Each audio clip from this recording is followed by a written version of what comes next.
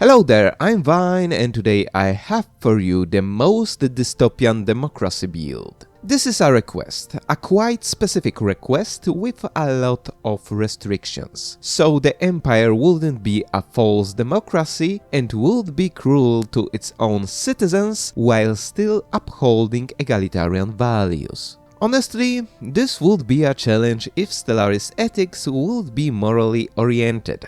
But well, they are not, and you can easily construct dystopia here regardless of personal liberties. How to do this in practice?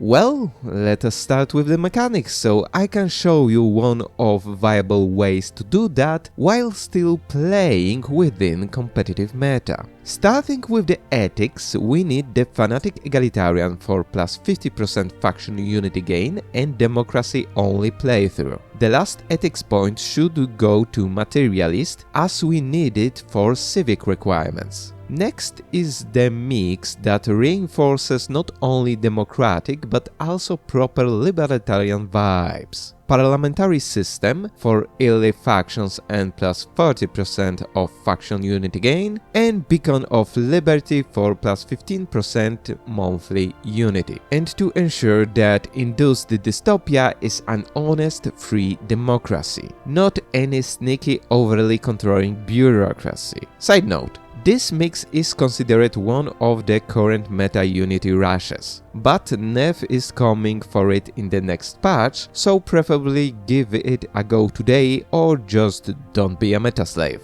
The third civic is where the dystopia starts. Relentless Industrialists, because every dystopia deserves vast wastelands and gloom clouds to induce the environmental depression. You can also switch the civic in peak order with Beacon of Liberty if you don't care about meta rushing and want to have the coordinated fulfillment center building from the start.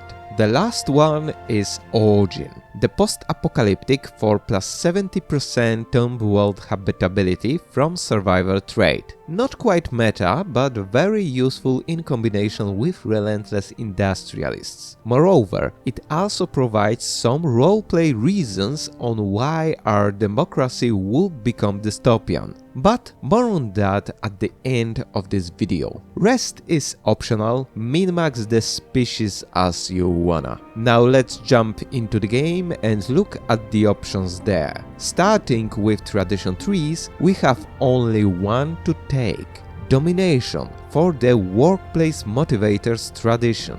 Don't take this tree as first though, as we will be needing its features later in the game, specifically after Ascension, which is Cybernetic, not for the trades, but for the Cybernetic society shift where we take the collectivist choices to get our must-have authority, and that's democratic Interlink, the one that switches off happiness in the brains of our people. Since when we are living in misery, why don't just switch off the feelings? Here is where the hell breaks loose, because since the citizens just stopped caring, we can switch on two edicts.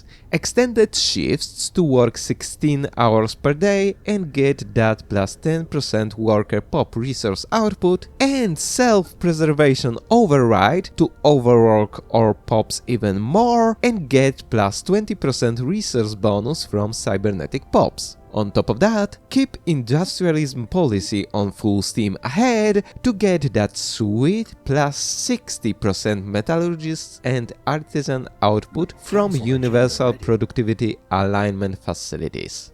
And that's it. All of this dystopia is democratically self-induced. Now, it's time for evaluation. In multiplayer, it's a double rush. With this build, we are rushing unity and alloys. Sure, at the end the pop growth is abysmal with this strategy, but since we can spend alloys on ships, we can just bring freedom to all other pops in the galaxy, getting the population we need. In single player, it's wide economy. Same principles apply here. I can only add that cyberized pops don't get the happiness penalty from being conquered, for obvious reasons. As for the roleplay, it's trauma. Remember the post-apocalyptic origin? Induced by nuclear fire that was set off by the people that live on the planet? Feeling guilty and shame from what they did, they chose to focus on work as coping mechanism and lost themselves in it, slowly self-punishing and self-deprecating themselves into emotionless husks that couldn't take it anymore and just switched off, falling only deeper into the void of their own making. Anyway, what do you think about this build? Write your opinion in the comments, remember to visit channel's Discord, and see you later!